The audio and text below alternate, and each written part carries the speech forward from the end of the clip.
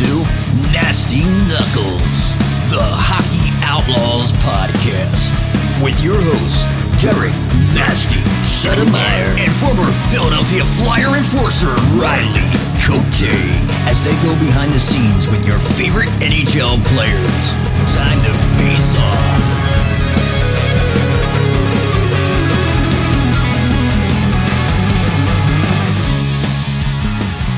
All right, welcome back to Nasty Knuckles. What's happening, Nast?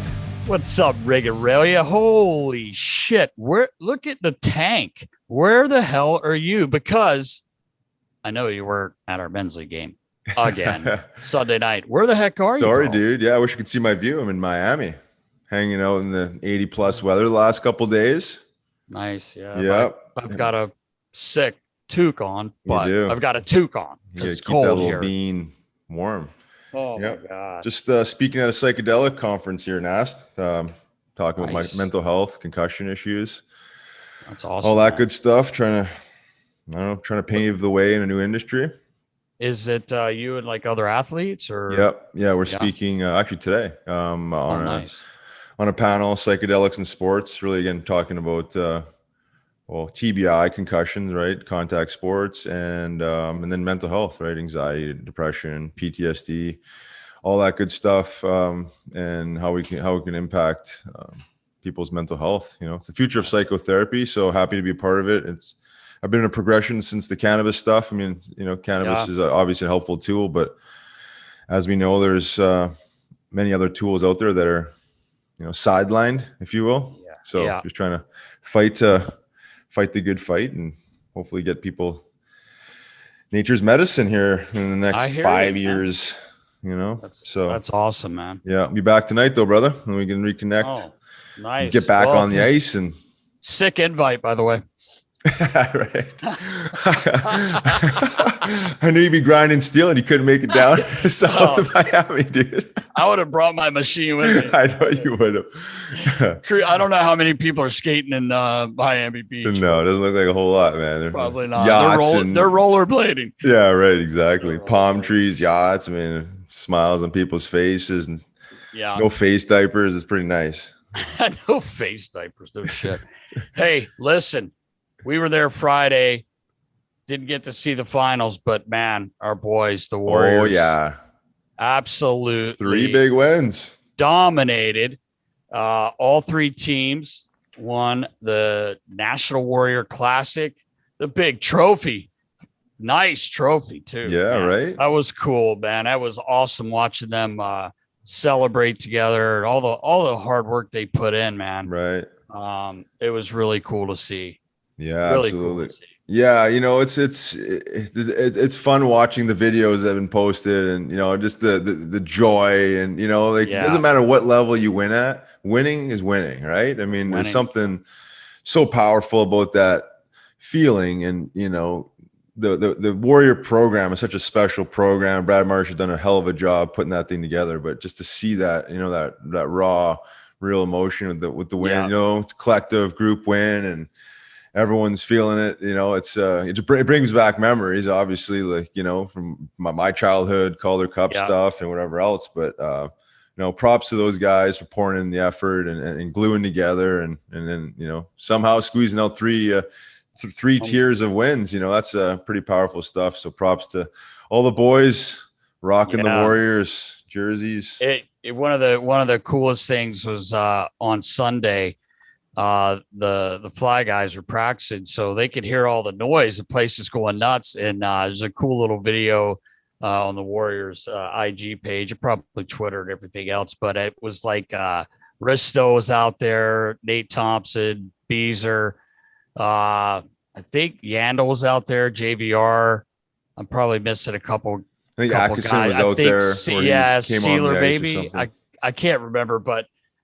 That was awesome, and they were just banging on the glass. They were jacked for the boys, man. That must have made me feel even better having those guys step out there and watch them. That was really cool. Yeah. So, yeah, I love to see that. You know, just you always wish success for everybody, and the program in general is a huge success, but nothing quite like winning Nasty. You know that. Oh man, I love winning. that feeling. And then, speaking of the Flyers, I mean, I think it's been 2 games since last week, and overtime loss and a big win there in Wash. But the Fly guys are looking good, man. They are, man. I'm liking what I'm seeing. Like they lose at overtime. They get that point, which is huge. You come home with 3 out of 4 points, but you know what? You're losing that game. You get a big goal by Lotz late to tie it up, man. Tough goal in overtime. I was hoping that didn't go in. But, I know, right? It looked like it did go in, but either way, they come back win in Washington, which obviously they have a good team. Ovi, all those guys. Big win, man. Big win. Now we got big T.O. Sim Daddies in the house Wednesday. Yeah. Right. That'll be interesting. Be nice to see him back in Philly. But yeah, no, I think the boys are cruising. Goaltending duo. It's a healthy combination. Aristo back in the lineup. Nice to get Ellis back here. Hopefully soon. Right. And I'm not really sure what's going on there, but hopefully he's back soon. But Sealer, I like his game, man. I like that guy's energy. He keeps growing on me more and more. Yeah, man. Honestly, he just looks pissed off, and I love it. Yeah, he kind of plays that way, right? For sure. But they're rolling. You got to keep that vibe up and keep executing, finding ways to win. Some greasy points on the road, and it's the way it usually is. Has to happen that way, but not an easy league. No, definitely not. So not an easy league. So and we got enough fans of Philly land there, Nast. Oh my God, I cannot wait. This trip is getting closer and closer. Yes, Riggs. It is. I've been known to do a little damage in Arizona. I can't wait. I'm sure you have. You'll get your son down there. Oh yeah, I'll be out by the pool. Sure, you bring your sunscreen there, Nast. Take care of that skin. Should I bring 30 and apply it twice for 60? Yeah. Right. Oh man, extra protection, dude. Extra protection, man. You got to have it when you're in the desert there. I can't wait though, man. I love this group, man. Fans of Philly, and just so pumped they've invited us and included us. Yeah, in their parties, man. Yeah. So all your Flyer fans out there, if you got some extra spare time and you want to hop on the road and see the boys in action, check out Fans of Philly, and they do an amazing job. Essentially a sports Philly travel agency for all the sports, but we're just doing the Flyers. The flag. Oh, that's right, baby. Obviously. So looking forward to that as well. Get on the road again. Have a little fun with the fans. You gonna have a glass of wine or something, Riggs? I don't know, Nast. We'll see. Twist your arm as hard as I can. My arm isn't as rubber as it used to be. I know it's not. Hey, but we'll see. Hey, we'll see. Maybe someone else can help me twist it. There'll be a lot of people from Fans of Philly. Might be some Arizona herb floating around there too, Nast. Who knows? I wonder if there is. Yeah. Hey, we'll have to look too far to find it. Yeah, I don't think you will.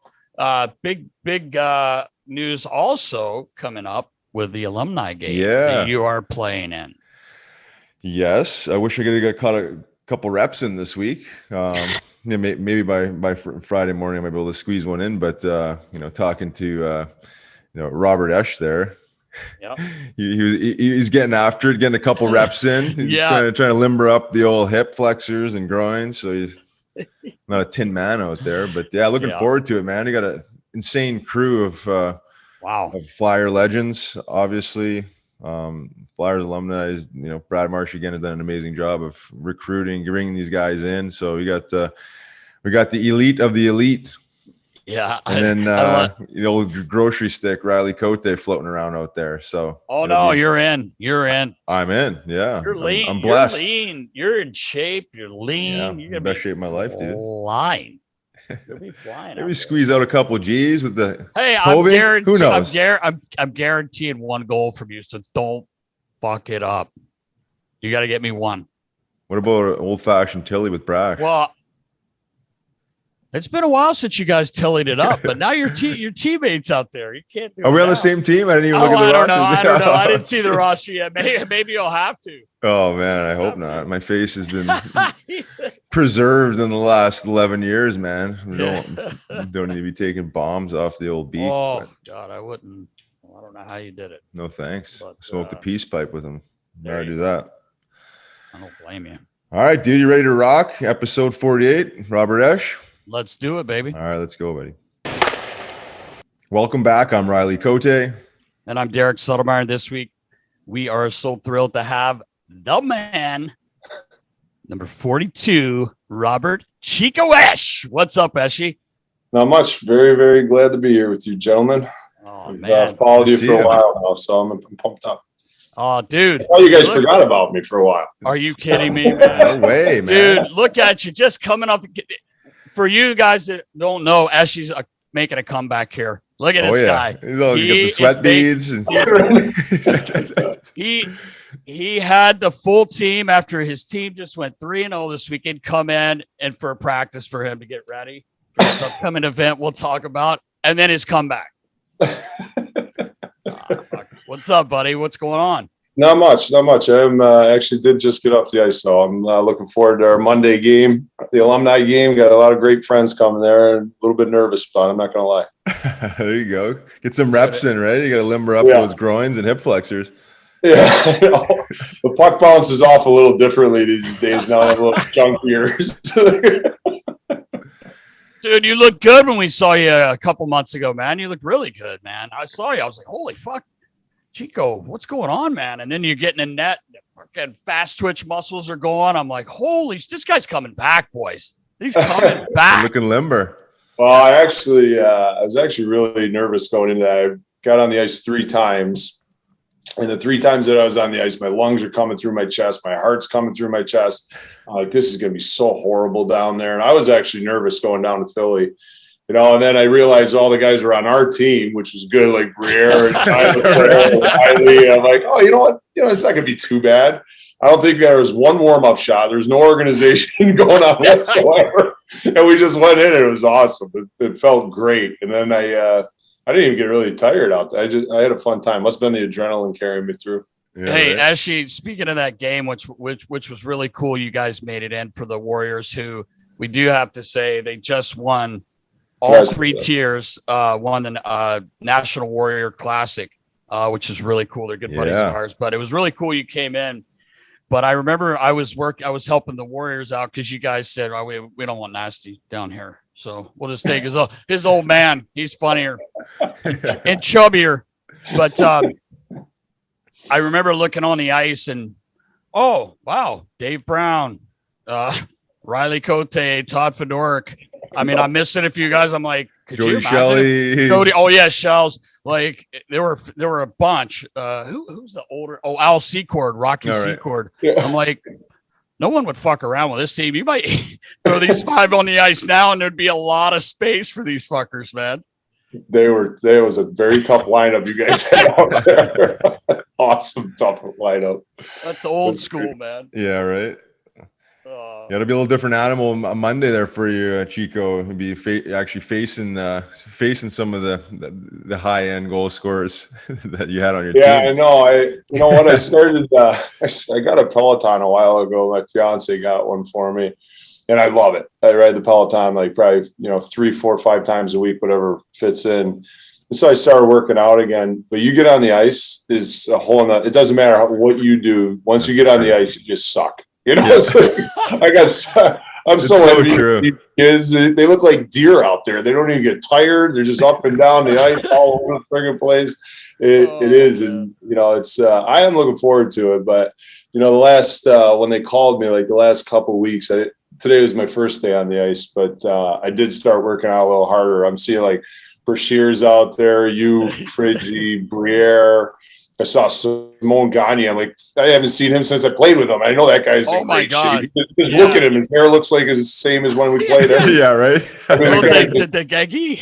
Yeah, the guy's mint. And I'm just sitting there thinking to myself, like, this is going to be a shit show. So I got on the ice today, and I'm looking forward to it. I'm going to have some of the guys get me ready for Monday. That's awesome, man. You get a couple more reps in the rest of the week. You got the ice book the rest of the week. Yeah. Oh yeah. It's not going to make me any better. I got to feel like I put the work in. You know what I mean? Right. Yeah. For sure. I definitely won't be any better after 5 days. I haven't skated in 5 years up until that game that we played with the Warriors. I couldn't believe it when you told me that when I saw you, because you honestly, no kidding around, you looked like you'd been. I'm like, oh, you must get on the ice with the boys. You know, we'll get into your role with the team that you're president of, and but I was like, damn, you must be on the ice a lot. You're like, nope, been 5 years. I was like, holy shit, man, you look you see my equipment, right? You saw right? Yeah, dude. Hey, you're the press, man. Get some new shit. Yeah, right. Do whatever you want, brother, man. It's your show. Farms doesn't hook me up on that stuff. Oh, I have him hook me up for my kid. I'd rather take care of my kid than me. Yeah, there you go. He is the best, though. Oh man, yeah, he's great. Parms. I was just talking to him the other day, man. He loves you. Obviously, I can only imagine how well you take care of him because he always says it. But he's a good dude, man. I got to work with Parms for a little while here. I'll tell you what, I've never, like obviously you were one of the greats, Stan Wilson out there. We've had some great people that make their way into the NHL. And when I look at Parms, I'm blown away. And I remember when New Jersey was coming in, I was just like, listen, if there's one person that can tie this whole building together, because we operate concessions, we run the arena and we run the team. I'm like, if there's one guy that understands this convoluted mess, it's Parms. Yeah, right. He just gets it. And that locker room is spotless all the time. He's actually the one in there vacuuming, folding towels. He doesn't pass the buck on anybody. So it's, I got nothing but love and respect for that man. I always would bust his chops when we were working together when I was came up with you guys, and we hired him for the Phantoms. And I always knew when he was rattled, Esche, because I would come down and he had rearranged the whole room. The OCD's kicking in. His office was rearranged, and then I remember that. You really couldn't rearrange the skate room, but he did. I'm like, how the fuck did you move the skate machine? And then 2 days later, it'd be back. And shit was moved. I'm like, what's wrong? Talk to me, bro. Yeah. Just talk to me, man. What's going on, man? You're moving this skate machine that weighs a ton. I don't even know how you're doing it. But he is, man. He is so organized. I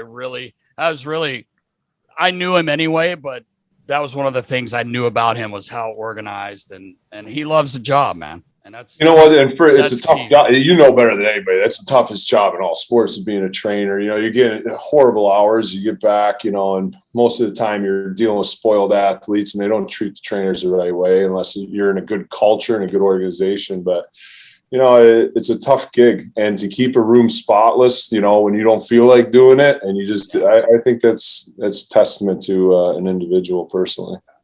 100%. And he's been with you for quite a while, hasn't he? Yeah, Since you've been there? 8 years. Yeah, 8 years. Well, no, this is our 9th year. Our first year was Johnny Forget up in Ottawa. Oh, my boy Johnny. Yeah. Oh yeah, I know Johnny. Yeah. First year running this team, I didn't know what the hell I was doing. I didn't know whether it should or steal second, but I had an awesome time with these guys. Awesome time. He's a good man. Wow. So you've been at this for 9 years. This is the 9th year you're president of the Utica Comets? Yeah. So when I retired, I had a farm for a while when I was playing over in Russia, the farm up in Utica here. So I raised cattle and chicken and produce, and I'd supply my restaurant. When I was with the Flyers, I started up this restaurant, Aquavino. Long story short, then I kind of got into farming when I was in Russia. And then a year after I retired, I started up a company called Mohawk Valley Garden. It's an S corporation that has subsidiary LLCs underneath it. And what it is the Utica Comets, Orb Food and Beverage, and it's garden entertainment. Mohawk Valley Garden, kind of like Madison Square Garden. Our building here was a prototype, ended up being a prototype for Madison Square Garden's cable tension roof. But oddly enough, when I was in Philadelphia, there's a great guy. I know you guys know him, Peter Luco. Right. Yes. Peter Luco, he started up Comcast Spectacor or whatever it was at the onset there. he basically set it up with Ovation and all these different, companies. Pacquiao was the ticketing arm and all this. And I used to talk to him even when I played with the Flyers about that, because it was something I always wanted to do when I came back.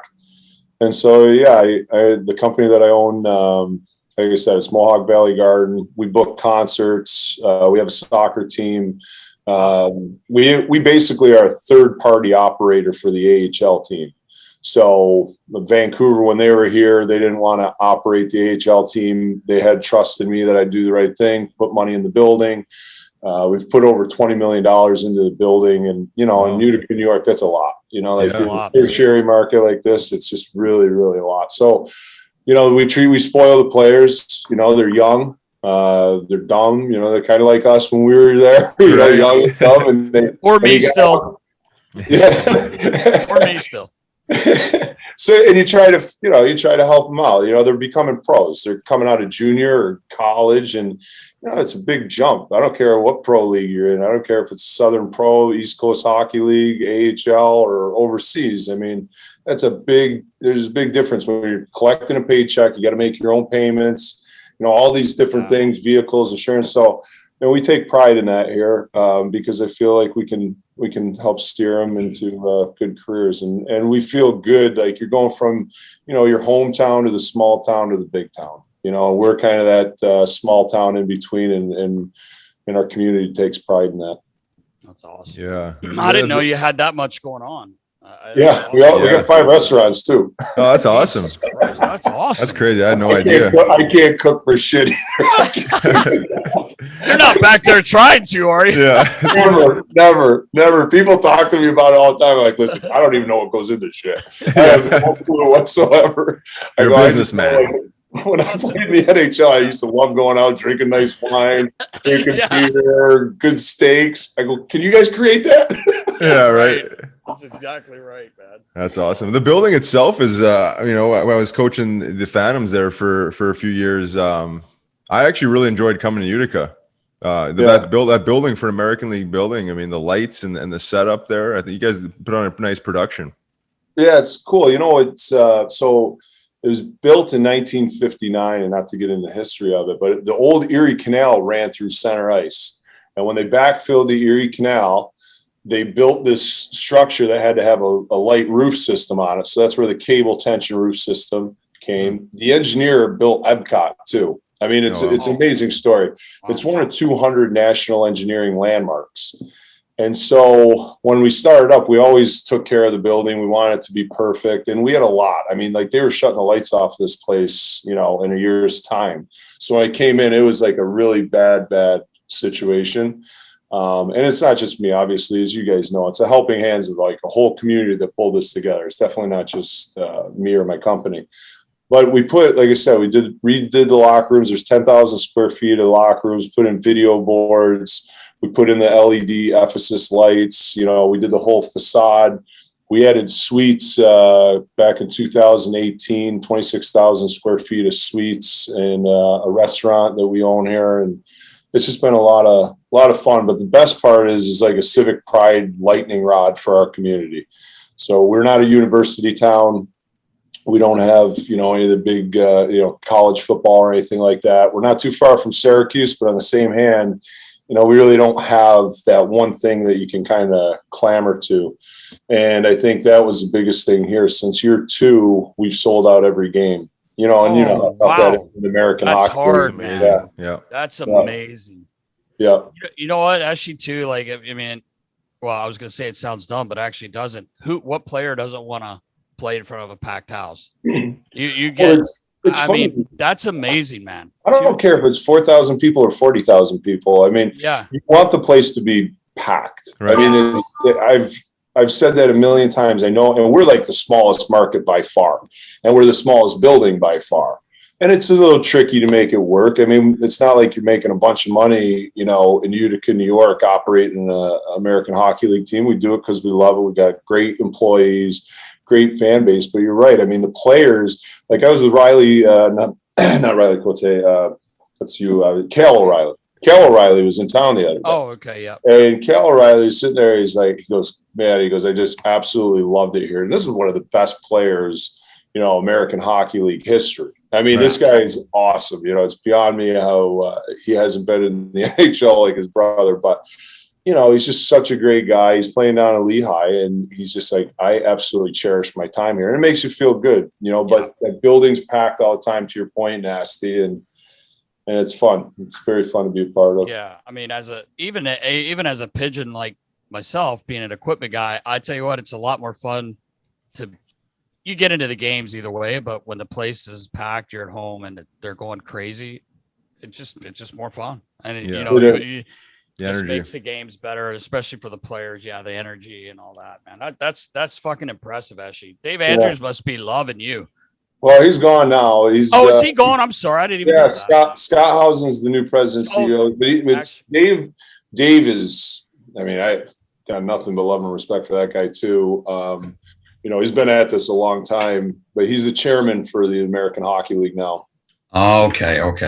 And Scott Housen's operating it. Another terrific guy. I mean, it's actually a great league. I mean, I forget what it is, 85 years old or something like that. And just the amount of development that comes through this league, and it's unbelievable. We had that Alex Holtz down here with New Jersey. This guy fires the puck like something I've never seen before. It's just exciting. We got a lot of good goalies that come through here: Markstrom, Demko, DiPietro. Now we got Dawes. I mean, you're talking about quality people that you're seeing, on their, ascent up. And I think that's fun for a community like Utica. Oh, for sure. That's awesome. Hey, Chico, tell us how when you transition from one affiliate to another, how that goes down. Because you were with Vancouver for, I guess 8 years, right?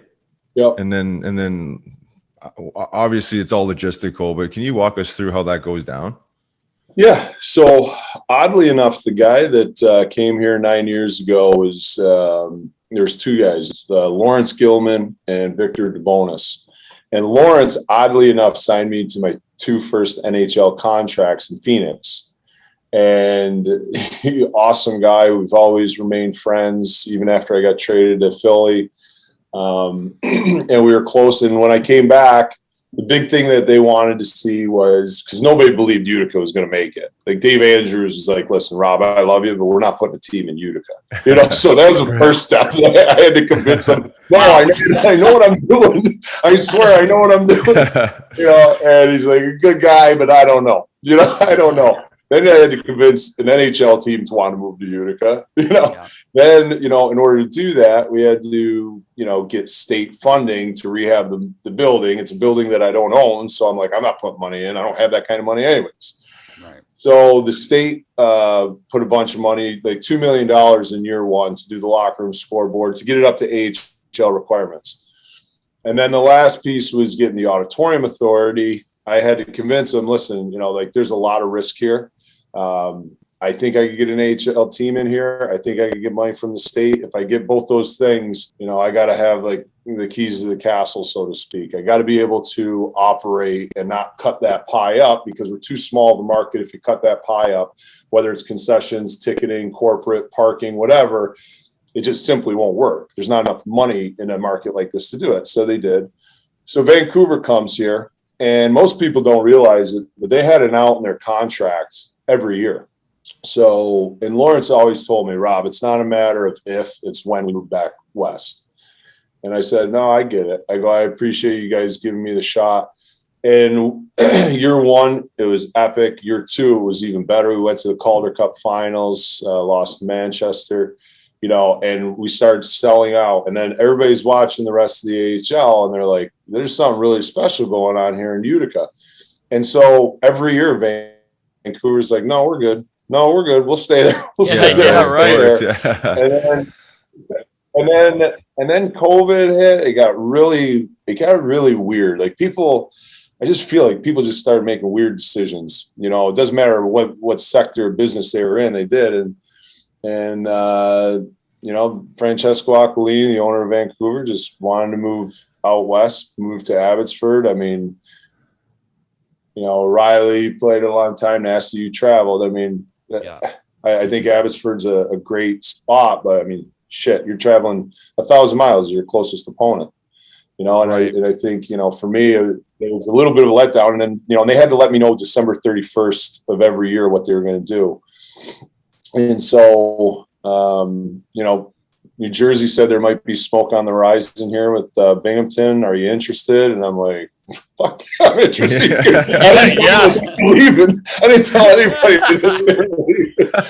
I'm like, holy shit. I'm excited. Now I'm calling Tom Fitzgerald every day. Like, hey, Fitzy, what are you guys doing?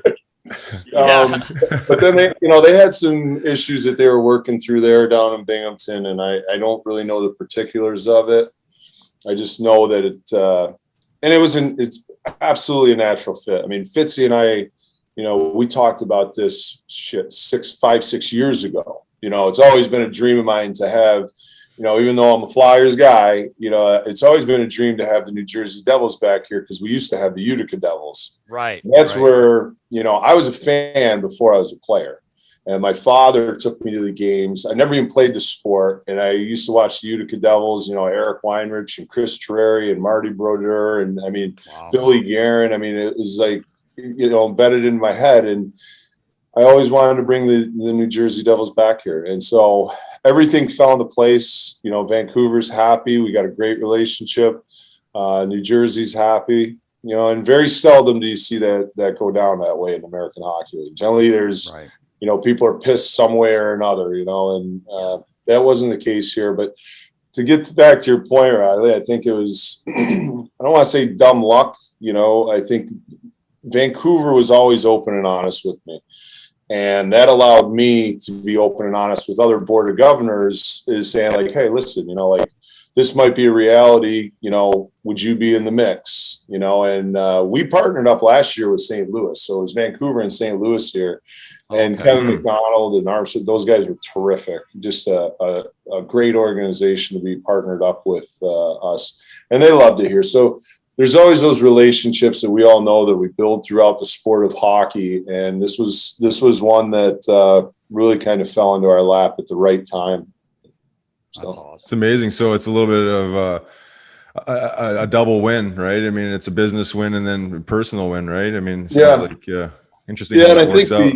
And I think the other thing for me is, I don't want to say that something wouldn't have happened if Vancouver just decided to leave, but there's a lot of great markets out there that don't have American Hockey League teams. It's not a right. It's a privilege to have an American Hockey League team. Right. And we know that, full well here in Utica. We're never, we punch above our weight class here, but we're never cocky about the fact, we're in Utica, New York. There's great cities throughout this country that you could have American Hockey League teams in. So we're definitely honored to be able to do that.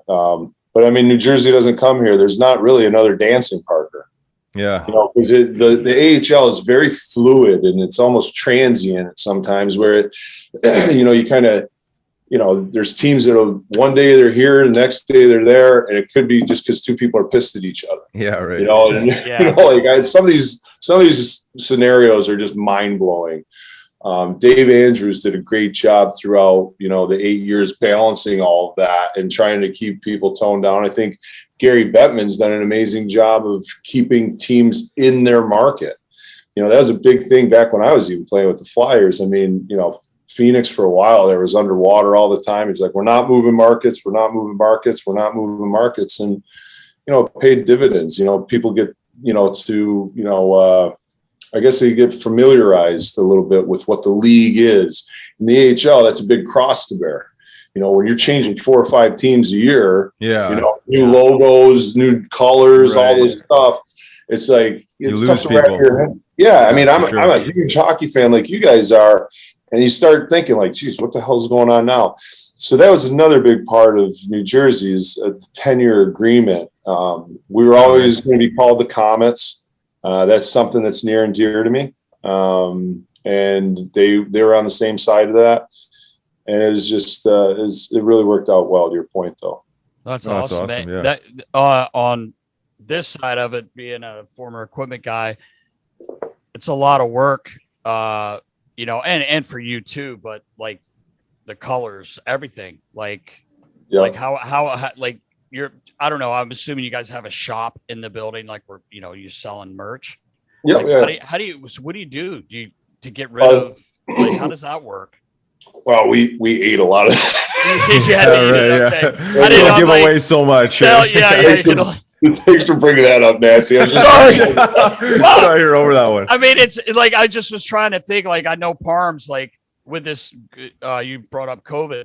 Like, I was talking to Parms the other day, and he's like, dude, like, I ordered skates in August, and I'm just getting them, like, beginning of August. And just like, having to get the jerseys. I know they're going to make sure you have jerseys, but it's the pants, the gloves, because I have a shop, and I outfit some teams, a few out of, like, in Ohio and some around here, and gloves factories were shut down. Like, and I mean, it's pigeonry compared to, professional. It's crazy. It was tough. So Parms didn't come on. So we had our board of governors meeting in when was it? It was in May, I guess. So that's the last time when you can, relocate teams. And Vancouver's moving out to Abbotsford, New Jersey's moving into Utica, but Parms didn't come on till like maybe 3 weeks, a month, maybe even a month and a half later. Okay. So I was dealing with CCM on the player jerseys, which I never have to do. Parms always took care of that shit. Yeah. This guy's so organized. He's got everything. And I'm like, Peg, I don't even know, like, what size am I ordering? Yeah, right. I know how to order for the merch store. Geez, the XL, couple double X's, couple triple X's, But I'm ordering these player jerseys. I'm like, Parm, listen, I don't even know our roster. I don't know what I'm supposed to do here, but like, we got to get them in because it is an act of Congress to get those jerseys in, even though they're players' jerseys, and they're, there's a lot of supply chain issues throughout, even the player operation side, not the merchandise side, but the player operation side of things was really, really tricky, and still is.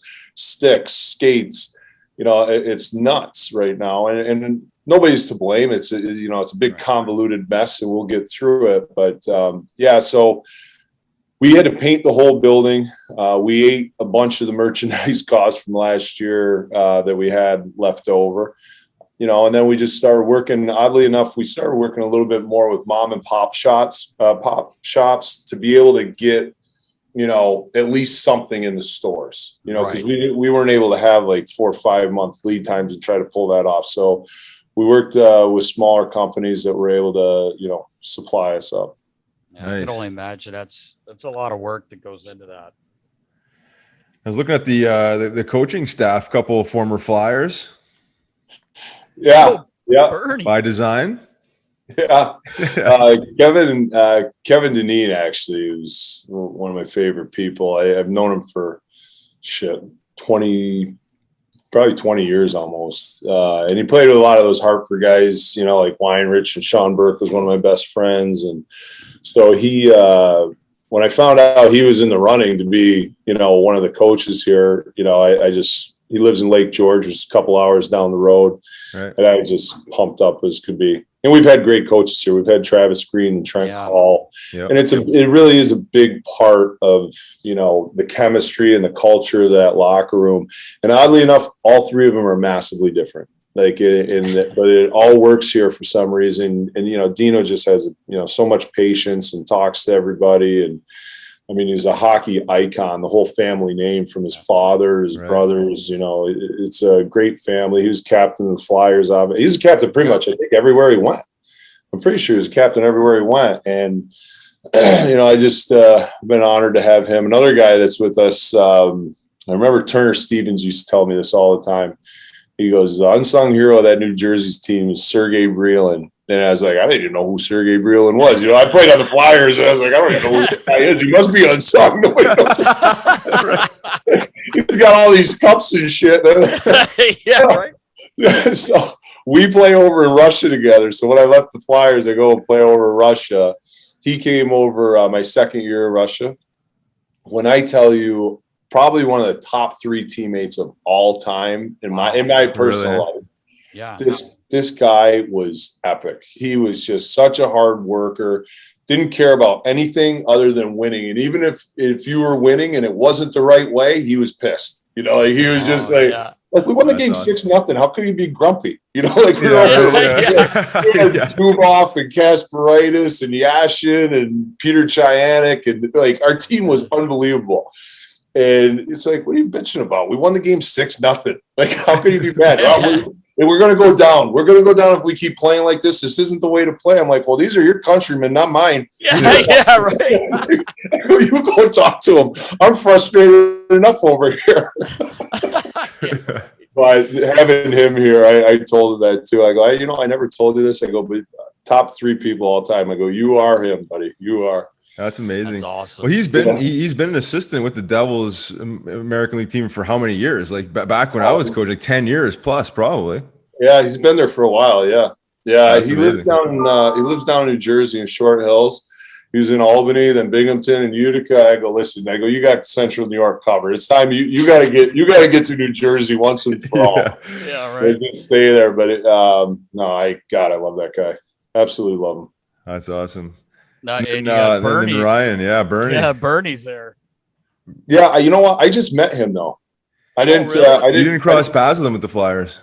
No, he was after. Yeah. I didn't know him that well. Yeah, I always knew of him, but I didn't know him. But down here, I know him. And I know New Jersey has nothing but a ton of respect for him. They got a great group. I mean, everything's great when you're 7-0 too. Yeah, right. That's the truth. The trainers are awesome. The coaches are awesome. The players are awesome. Yeah, right. All the fans are great. Sessions, cheerleaders. There's a big. I'll tell you right now. I don't care what anybody tells you. There's a big difference in concessions when you win and when you lose. Yeah, right. I'll be the first to tell you that. Don't let any of these big companies tell you differently. I thought there was some stress eating going on when the team's losing. Buy the extra bucket of popcorn and the extra dog. Extra dog. Hitch.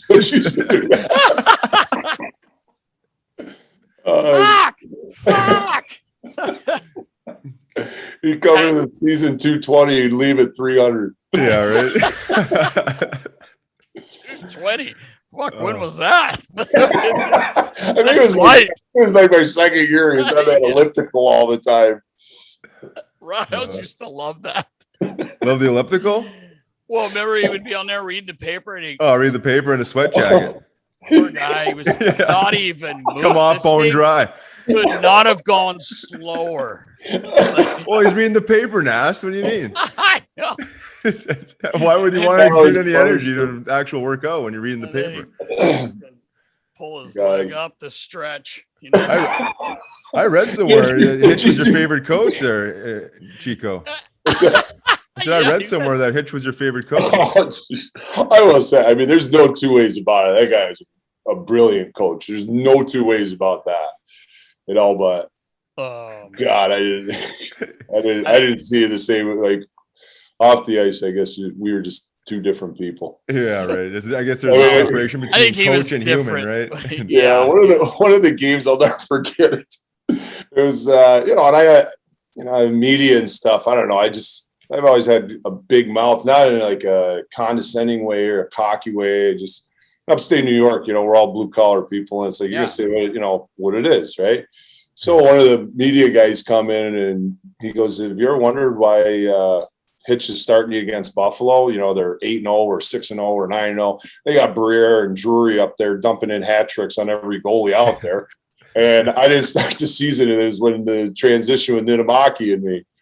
And I go, listen, I haven't tried to get inside Hitch's head. It's a dark place. I don't like it.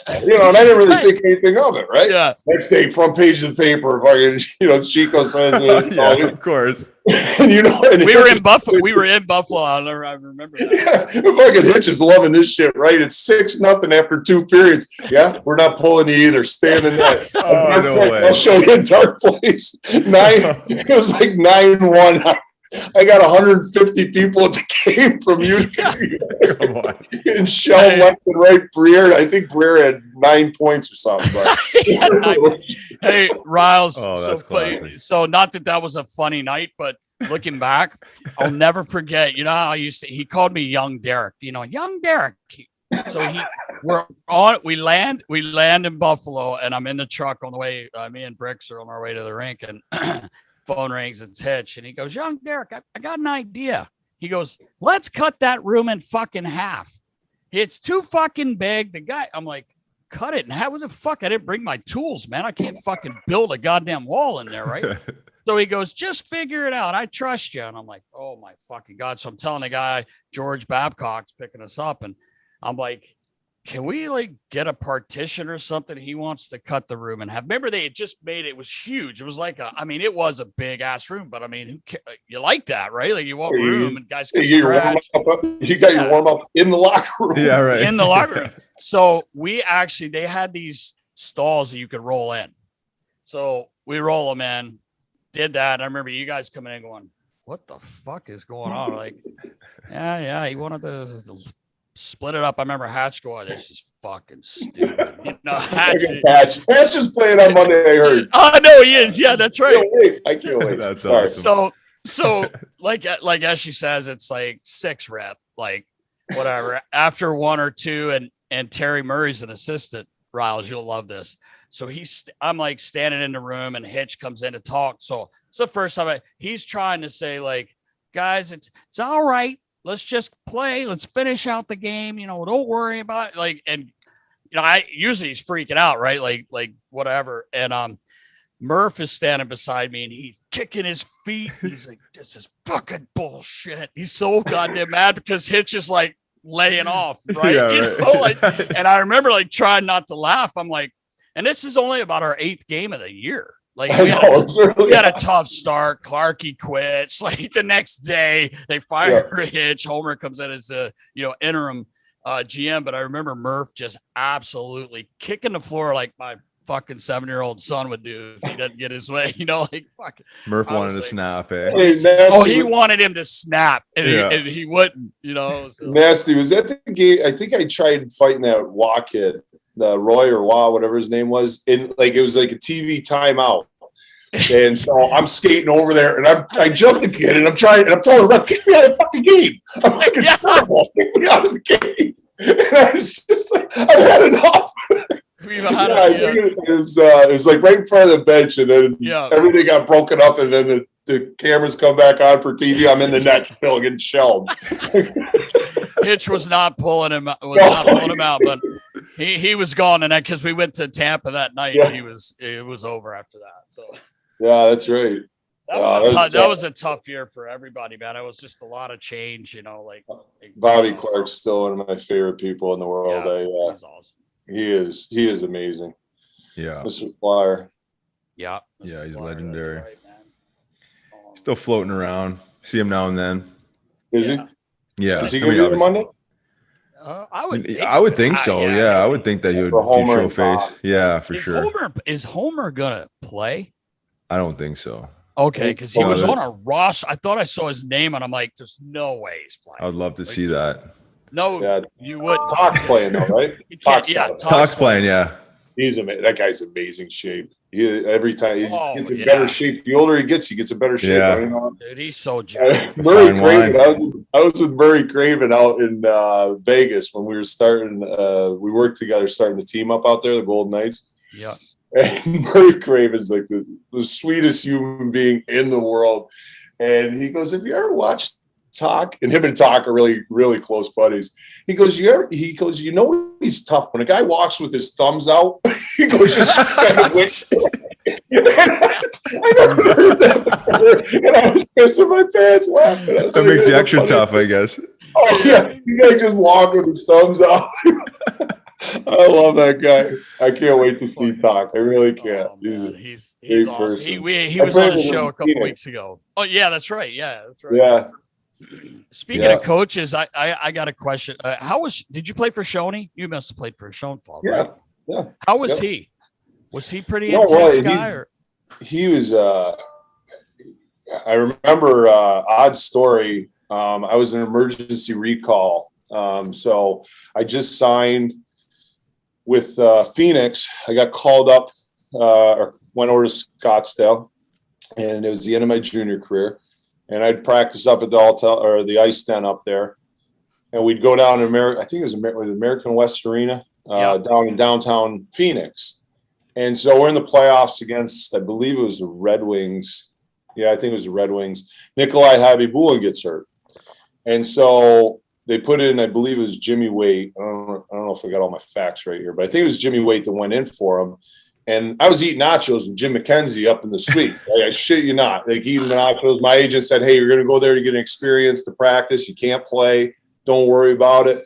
And this guy, Rich Nair, comes in. He goes, listen, he goes, you got to go in. I go, what do you think? I'm an idiot. I know I can't. I know you guys are setting me up. Go put whatever goalie's supposed to go in. You go find that guy. So I go downstairs and Shoney is losing his mind on the trainers because they didn't have my equipment there because obviously I wasn't actually, but there's a loophole in emergency recall.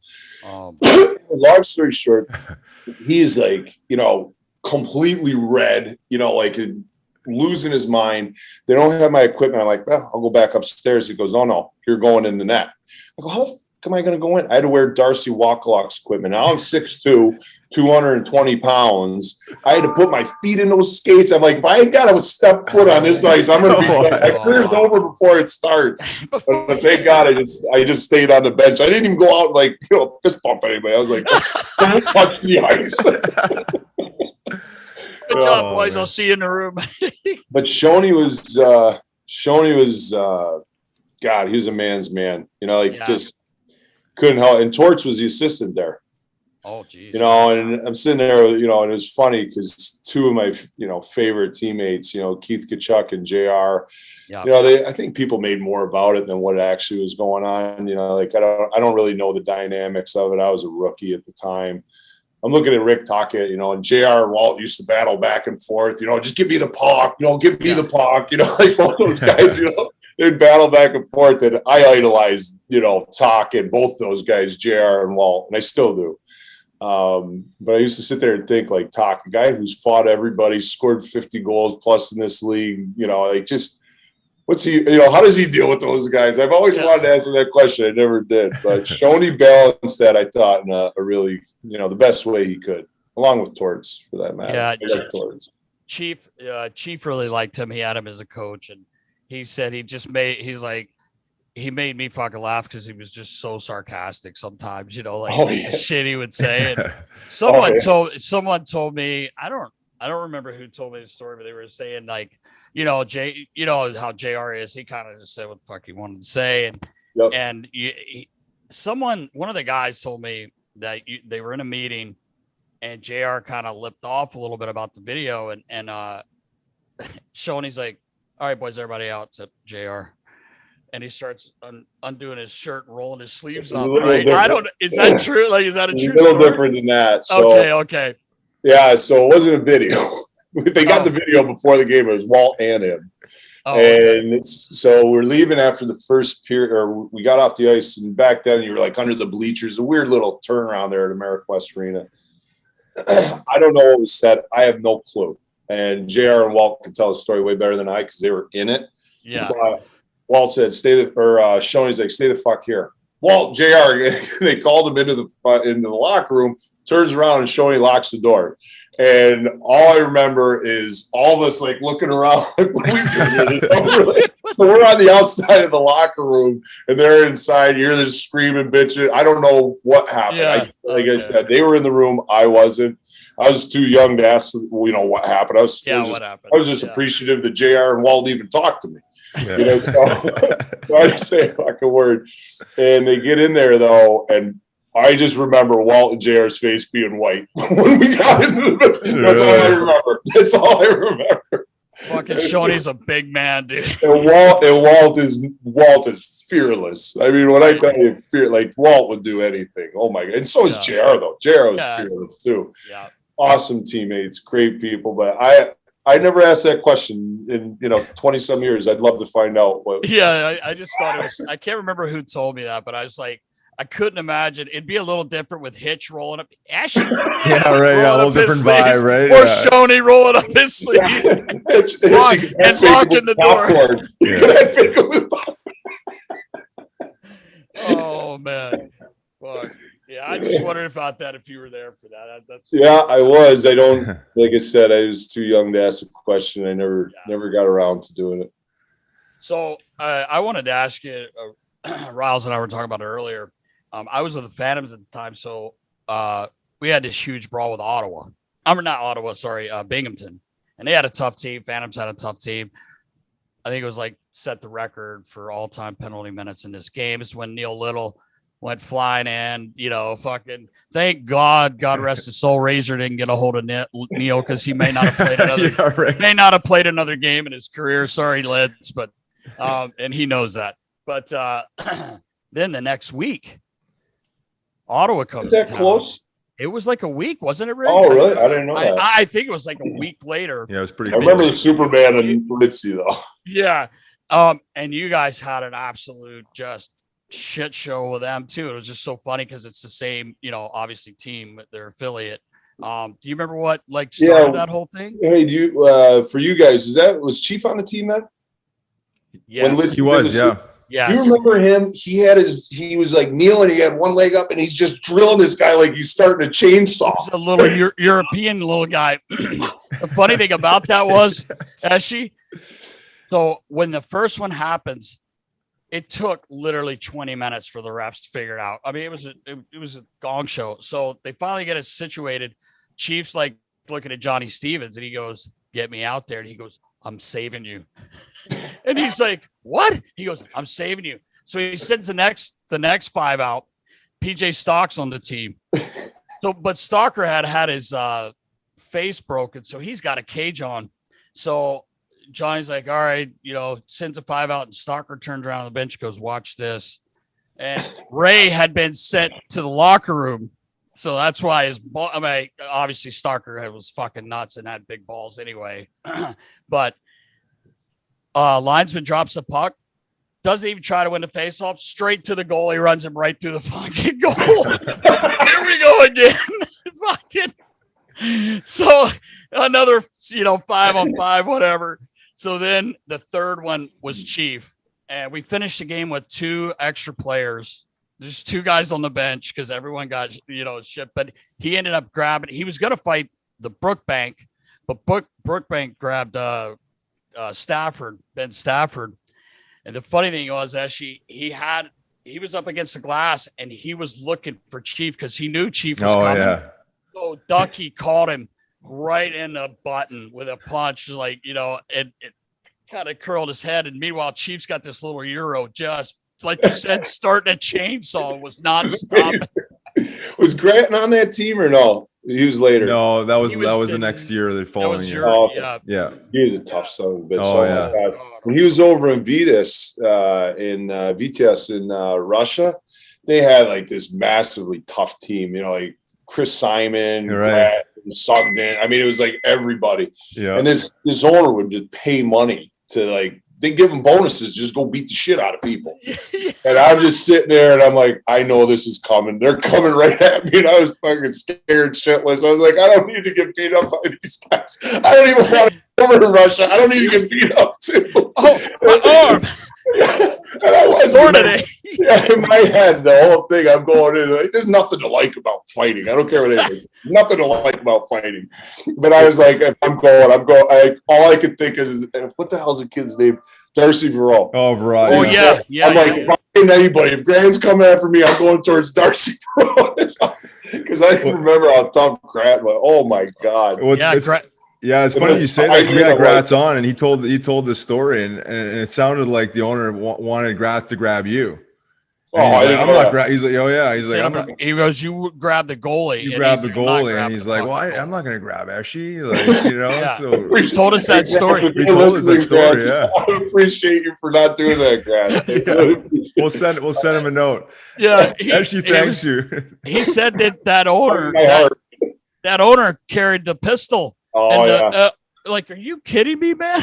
It was nuts. It was nuts over there. It was absolutely crazy. Well, we were talking about before you came on, Esche. You had 54 and 57 minutes, so you must have done something. You must have done something while you were there. Over that? Oh yeah. I mean, it's different. It's not like North America. I mean, a lot of those, you're twice a day. A lot of those guys don't want to be there.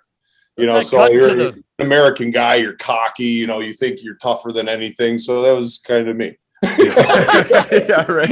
Unless Grattan or Chris Simon or right. It was like, I'm good. Just the goalie. Yeah. But that Ottawa game was funny. I think it was 422 minutes or something. And oh man. Brash went out there. I mean, it was he went up and down the ice. He was fighting Rob Ray come hell or high water. And it was a really good fight for Brash. You know, obviously Rob Ray is an amazing human being and earned every stripe he's ever gotten in that league. But then when the fight was over, Brash, and there's like we were just watching the fight. There's like a whole group of people just standing next to each other. And Brash skates right in the middle, and I forgot who he pumped. He hit somebody, and then everything broke loose. Todd Simpson and I played in Phoenix together, and he's just wailing on Danny Markov. And so I literally just went in to like pull. I'm like, Simmer, get the fuck off this guy. You're gonna, like we had a good team. And I was like pulling him off. Next thing I know, Patrick Lilly, like this guy pulls me around. He's got like no helmet on, nothing. I'm like, what the fuck are you doing here? You got here so quick. What'd you get here? And then, you know, it was great. He got my jersey off, which I appreciated. And it went way longer. I don't know how you did it, Riley. Like those fights, they take everything off. And I'm holding him against the board, and the second half of the fight was way better for me. And then he's up against the glass. I'm holding him there. He goes, we're done. I'm like, okay. Okay. Yeah. So we don't need to rush to break this up. You're like, just your lungs are through your chest. It's like, because it went on for a long time. Oh yeah. Then the very next shift, everybody dropped their gloves, and Rexy fought, Johnny Leclerc fought. I mean, everybody was fighting. And Sean Burke went in the net, and he says, and then Pruschek, was it Pruschek, maybe the goalie for Ottawa, the backup goalie after the lean? I don't know. So he goes, I can't go. He goes, what am I going to do? I can't go fight a Euro. He goes, if I lose that fight, I'm lose. He goes, I ruined my whole reputation. I'm not going to get beat up by a Euro. Berkey, I'll tell you what, Berkey was one tough son of a bitch. Oh. Yeah, man. Actually, so funny story. I came up to visit my dad when I was a kid, and he was the trainer with the Flyers. And I drove in the truck up to the game, and we're leaving. Well, the Flyers lost, so after the game, Hexy's coming off the ice, and there's no one around. Well, he just fucking spears his stick. He's pissed off, so he throws his stick. Well, of course, he lets it out of his hand, and the stick boy comes around a corner and fucking rails him right in the fucking head. Oh, shit. So, yeah, I mean, it didn't, like, cut him somehow, but it gave him a nice mark. And obviously, Hexy didn't mean to do that, as crazy as he was. And he just stormed past, goes in the room. We're literally pulling up the driveway, the whatever you call it, through the tunnel. And Berkey ran, and he's hitting the fucking side of the truck. True story. And we stop, and he goes, you tell that fucking Hextall he's dead. He hit the kid with a stick, blah, blah, blah. My dad's like, he honestly didn't mean to. I was standing there. He threw at the kid. He's trying to like calm it all down. But fucking Berkey was fucking losing it. And he was a tough motherfucker. He was big too. Berkey's a big man too. God. Oh yeah, he was big. He's like 6'3". I mean, and years ago, I got to play with him. He was an idol of mine growing up. And then, you know, later on, because he played in New Jersey when I was watching the Utica Devils. He was in Jersey. They went to the semifinals or whatever. I mean, awesome guy. One of my best friends. He was my mentor in Phoenix.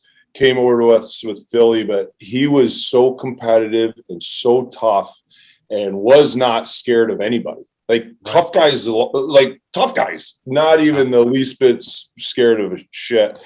And him and I would compete with each other. Oh my God. At the end of the year, we'd play a one-on-one game. We're both forwards. We ended up in this stick swinging thing with each other, like trying to kill each other. I'm like, yeah, we're best friends. I'm like, and neither one of us will apologize to each other, right? We played ping pong in Philly. I chucked that ping pong paddle and missed his head by like that.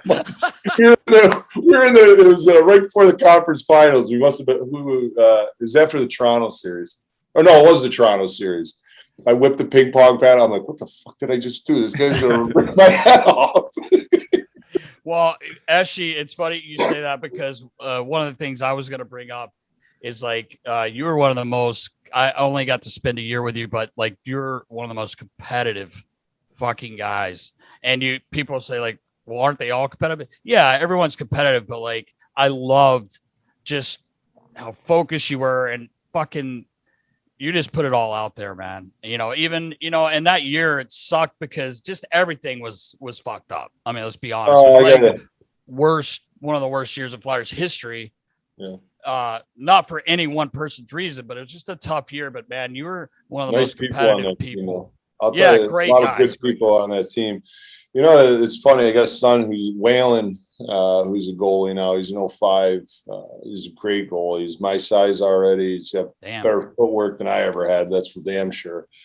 But it's funny. My biggest mistake, and I've said it to so many kids, and I don't think they understand. Like when I got to the NHL, all I thought I had to do was compete and work hard. And I was going to be damned if I wasn't going to be the hardest worker. And like, I don't care if Johnny Leclerc's taking a slap shot on Monday morning, I'm going to try to outcompete Johnny on that shot. But I never worked on my fucking game. I didn't. I really never I never got into technically working on shit, And I think that's why my career was, not that long in the NHL, because when I went over to Russia, it dawned on me, if you want to keep playing and making good money, you gotta redefine yourself constantly and continuously, and that's what development is all about. These guys, for me, when I got to the NHL, I was like, I'm here now. I'm just going to be a mean, miserable fuck, and I'm going to, compete like a bastard. Honestly, I wish I could have done a lot of things different in that way. I didn't mind, I just felt like I could have been a better teammate other than just a massively competitive person. There's so many different things I think I missed along the way, but oh well. I can relate to that. You don't get experience till you already need it. Yeah. Where was Reggie Lemelin? Isn't that what the goalie coach is for? I love Reg. I love Reg, but we weren't doing anything technical. No. Hey, actually, it's funny you said that, Riggs. So near the end of the year, we were in we're in Raleigh playing the Hurricanes, and Reg made the trip, and we had picked up Michael Layton, who ended up coming back again, but we're at top of the hill in Chapel Hill, North Carolina, right near the campus there. It's on the campus, can't remember, the whole team. And we look over, and fucking Reggie's in a goalie stance with Lates and going blocker saves. And we're all like, what the fuck is going on over here? So everyone's kind of turned, all this shit's going on around us, and these two are fucking doing working out or something. I don't know, talking about saves. And I remember Randy Robitaille, who started the season with us, Esche. Yeah. And then he got traded right away to the island when things weren't the greatest there. And he goes, yeah, you guys fucking shit me there. I would have rather gone anywhere. He goes, I'm sitting in my little cubicle having a bagel because they don't feed us, he's just got to be a smart ass, being funny. But he goes, when he had got traded, Lates must have got thrown in a game or something. And he goes, hey, Nast, who's the guy with the beige pads? Never fucking say that. Because he came from Anaheim. That's right. And I fucking fell. He said to me and Bricks, he was like, hey, boys, who's the guy with the beige pads? He goes, tell him to close that 5-hole because I'm going to bury one. But anyway, fucking Reg. Reg. Man, Reg. I enjoyed Reggie. He was good. I mean, it's different, though. I mean, shit. I'm looking at some of these goalie coaches now. And different animal, eh? Oh, it's so different. I mean, the organizations have 4 and 5 people that are just looking over their goalies. Yeah. Goalie scouts, you got goalie whisperers, you got technical goalie coaches, you got AHL goalie coaches, you got, your junior and your, other prospect goalie coaches. I mean, Sean Burke, oddly enough, is probably the ultimate goalie whisperer out there. I don't know why people aren't paying him, $500,000 to $1 million to take care of it. I mean, he had Briskalov, he had Mike Smith, he had Dubnik. He was with Carey Price last year. That's right. There's so many great attributes that Berkey has. I mean, I remember getting blown out in Phoenix, and he goes, and I was, hanging my head. I had long hair at the time. My hair is down. He's just he goes, Chico, he goes, I'm gonna let you in a little secret. He goes, this wasn't the first time this happened. And I'm like, no, I got pulled before. I gave up a lot before. He goes, and it's not going to be the last time, he said. Right. And I'm just sitting there looking at this guy, and he's just like so calm. He goes, get ready. We're going to go out. We're going to go have some drinks at the bar. We'll work on this shit tomorrow. And he just had like this calming influence on everybody that was around him. I mean, he was great at that. I mean, these guys now, like Ian Clark out in Vancouver, amazing. I love John Elkin up in Toronto area or with the Leafs. He's one of the guys there. I love him. I mean, we get, Sanford, or they're just amazing. The technique that they teach these guys is amazing. Yeah, it is. You're right, though. I mean, it's so different, man. It's like when I was still with the team a year and a half ago, Kim Dillabaw's is their goalie coach now. I'm not saying he makes the decisions on who's playing, but the coaches actually go to them like, who, what do you think? And he's like, well, I think Hartsey should play this game and then probably throw Moose in this and then go back. It's crazy. They're making decisions. I don't know if it's like that with every team. And I'm not saying he has the ultimate decision, but they do lean on those guys like crazy.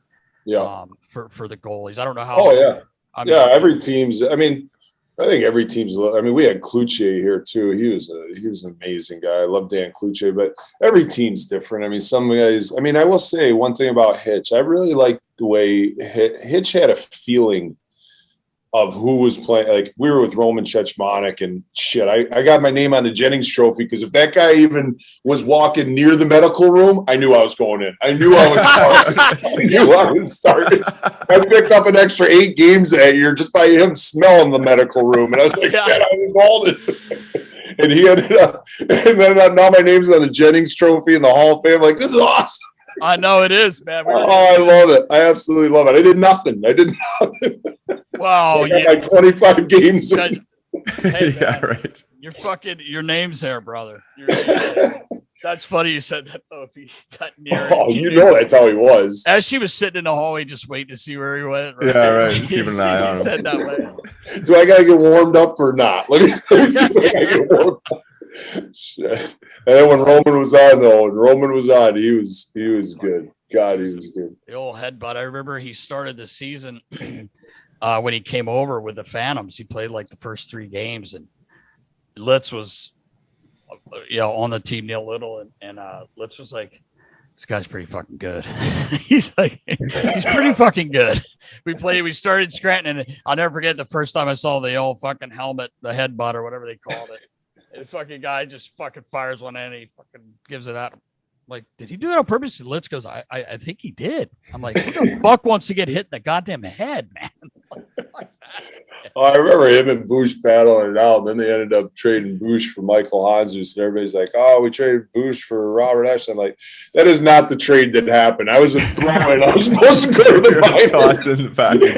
I was the throw-in. They just needed a goalie for the AHL team, but it ended up working out good. But it was Michael Hanzus for Bush, just to be clear. Dude, you don't give yourself enough credit. Bush was awesome. He was another. Bush was awesome. Fucking Bush is a funny bastard too. I heard Litzy's playing Monday.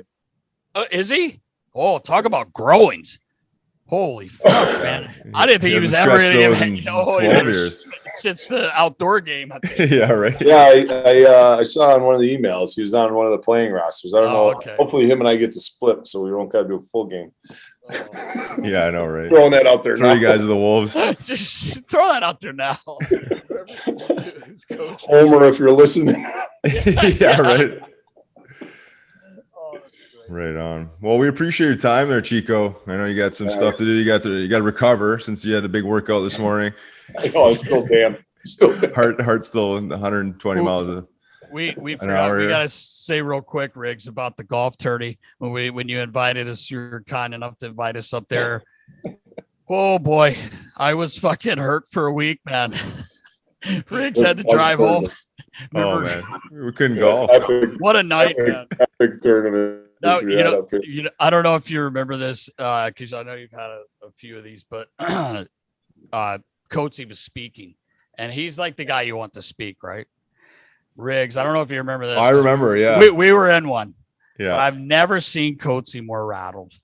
He got up there and he's going through his routine and he goes to tell a joke and he forgets a part of it. So he tries to go back kind of start it over, and the whole ballroom starts just fucking chirping him, and it's a bunch of players, and then all your people that are there. Esche, I don't know if you remember Esche, but I remember. I'm like, I've never, Coach, he was so red. I actually felt bad for him because he's so good at talking and telling stories and shit. And he fucked the whole thing up. And I remember it finishing, and I'm like, oh, well, no big deal, whatever. Someone else goes up to tell a story. Litz is telling a story about banging somebody on the road, and Rex is like, sounded like someone were hanging pictures in the room next door, last night. And Litz is like, oh, that was me. And they're like, thank God you're not playing, kid. But I remember walking back to get a drink, and Coates's sitting by himself. Like, the place is packed, man. The show you put on, Esche, was amazing. But Coates's by himself at a table with his head. Oh, yeah, he was devastated. And I'm like, Coates, here, want a drink? He's like, no, D. I'm like, what? Did you just say no to a drink, for fuck's sakes? I never knew he was devastated. He was embarrassed. Yeah. Oh, my God. Dude, he finally got up, but I mean, for 30 minutes, he just sat there. He just like, I can't believe I fucked that joke up. I'm like, dude, everybody's hammered. No one's even going to remember. Next day, everybody's saying, good speech, Coatesy. Okay, maybe they did remember. But it was a great time. Yeah, it was great. So much fun. It was great, man. And I gotta say this, Esche, Riggs, you weren't there. Esche took us to Kid Rock one night, backstage. All that's your boy.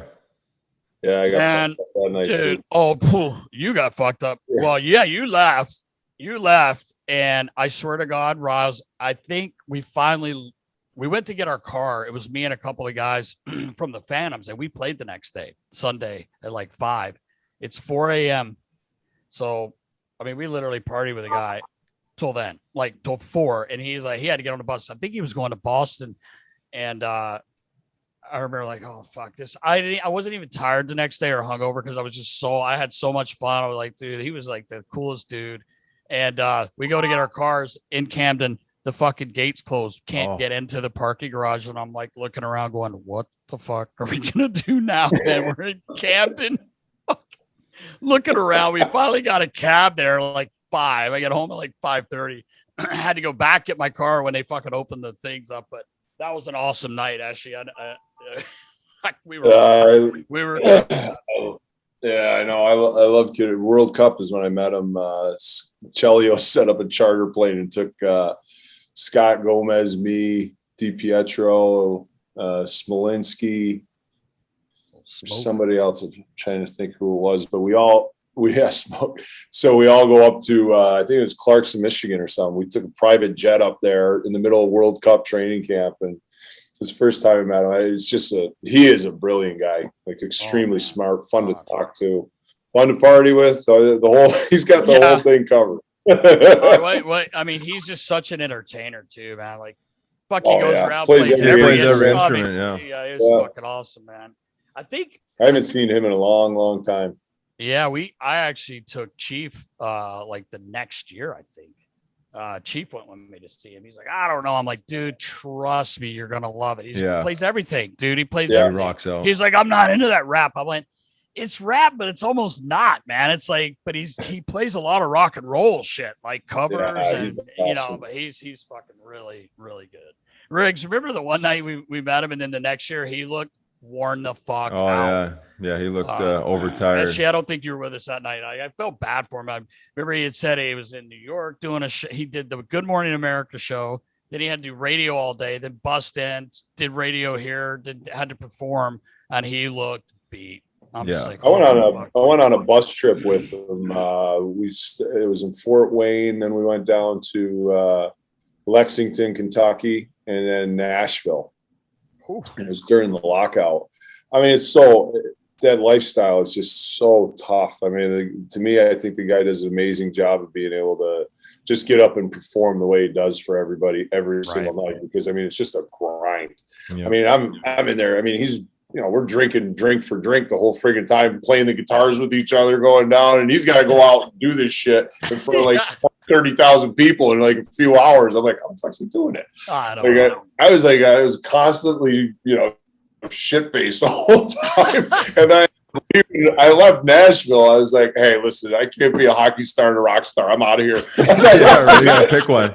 I did. I went home and I was like, oh God. I was like, what the hell just happened? I never thought you'd tap out at. That's funny. Yeah, I did. I did tap out. Well, that's the one guy that got me to tap out. That one night there made me tap out for about a week and a half because I was after the high wore off Sunday night. I'm like, oh God, fuck, that was I don't know, because I had a beer in my hand. He goes, and he was such a good dude. He was like, remembered my name. Like he was like, well, Nasty. He was like, Nasty, what are you drinking? I'm like, Miller Lite. He goes, get over here. And he pours me the Beam and Coke. But it was Beam. Yeah, right. With a splash. Okay, you want to throw a little more Coke in there? Because I don't drink that shit. But what do you say? No? So yeah, next thing you know, 2 later, I am fucking on Pluto. I don't even know what the fuck's going on, man. Oh God, it made me sick, but I didn't even give a fuck. I was like, it was the coolest night ever. But anyway, it was awesome. And as she took us. But we do appreciate you, man. I know you're a busy brother. Man, and congratulations on Monday. Yeah, for sure. Yeah, it's gonna be great. Congratulations on all your success, man. It's awesome to see, brother. Thank you. I appreciate it too. I really enjoyed talking with you guys. You guys brought up a lot of great memories that kind of, I guess, slipped a little bit when you get busy. You forget about some of that stuff, but nothing but love and respect for the Philadelphia Flyers. I know that. I had a fun time with everybody there. Really That's did. awesome, man. I appreciate you, man. Right, we'll see you in a week. Yeah, we'll see you. Yes, we will. I will see you guys Monday. All right, a brother. couple reps in there. Yeah. Get Parm shooting a couple those off-speed shots at you. Muffins. Knuckle punch. All right, I'll see you guys later. All right, brother. See you, man. See you later. Bye. All right, Nas. I know you're ready to learn a new language. Well, after speaking with Goody last week, I know you're right. Thinking, and we got to do something about that. We got to get you speaking a little bit better English and maybe find another language. But happy to announce a new sponsor. We are partnering with Babbel. Babbel is the best online source of interactive language courses that anyone can use to learn languages in an effective and entertaining way. Beautiful. Yeah. The mission is to get you speaking a new language with confidence as soon as possible. I think you need that, Nest. I need confidence, but I'll tell you the truth about it. It's learning through conversation, like no random words and phrases.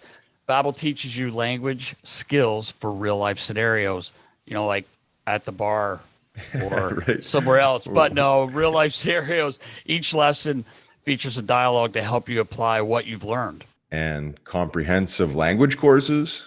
Babbel exercises help you strengthen all 4 fundamental language learning: reading, writing, listening, and speaking. And long-term retention, Riggs. Babbel reintroduces words through 6 memory stages using the technique of spaced repetition. The review feature helps you lock in what you've learned, Riggs, when you're at risk of forgetting it most. And Nasty, Babbel is designed with you in mind. You specifically, Nast. Me. I need it. Every learner is different. Obviously, that's why Babbel offers personalized learning paths. Choose the topic and learning level that's right for you. That's right, brother. That's probably level 1, Nast. That's probably my levels 1, but I'll tell you what, just go to Babbel.com and use promo code NASTY for 40% off your first subscription. Do it. Let's go. And a big thank you to Chico Robert Esche. Oh, my man. Hopping on episode 48. Dude, love Esche, man. It was Esche. so nice to reconnect, man. He is a stand-up guy, and I love to see him doing well post-career and having a vision. And man, he's worked his ass off to create that whole thing there. He's given other people credit, which they deserve too, but he doesn't ever give himself enough credit. He's the one that put his foot down and said, hey, let's do this. He put all the grunt work in with other people, but man, he's doing awesome. Yeah, no, absolutely. He's done an amazing job there. We say 9 years. He had the vision. He used his contacts, right? and exactly. Peter Luco, and start building this team around him and executed, and not just on a small level. He's sustained an amazing franchise there, and and built a community, within a community, which is huge in Utica, New York, right? I was going to say that's tough. You don't have college, that's all that's there. But he's created that. And I'm sure, that's why it's sold out for what do you say, the last 8 years, 7, 8 years. Yeah, it's amazing in the American League. Which is really amazing. Yeah. So. And, and just, going back to his playing career, I mean, a worker, and you can see the translation, right? I mean, he talked about it on the pod. He was, he wished he could have maybe worked on a little more skill, but he was a worker, he poured it all in, and obviously he's taken that attitude in his post career. So happy for him, and happy for his success, and hopefully that train keeps moving along and he keeps having success, because it's great what he's doing. The 10-year deal too doesn't hurt. Yeah, I know, right? Yeah, exactly. That's awesome. That's huge, man. A little breathing room there. Yeah, right. Yeah. It's funny you're saying going year to year. Every December, he's like, oh boy. Yeah, right. But he you get the old 10-year deal, man. Yeah, that's nice. You've done something right. You've proved the concept. Let's put it that way. I need a 10-year deal. Yeah, I know, right? You and me both. Somebody get me one. Any takers out there? Yeah, right. Oh, I'm hearing crickets. Fuck. All right, never mind. All right, Nas. Well, all right, brother. That's a wrap. Episode 48 in the books. Be sure to tune in next week, episode 49. Until then, knuckleheads, stay safe. See you, knuckleheads. Later.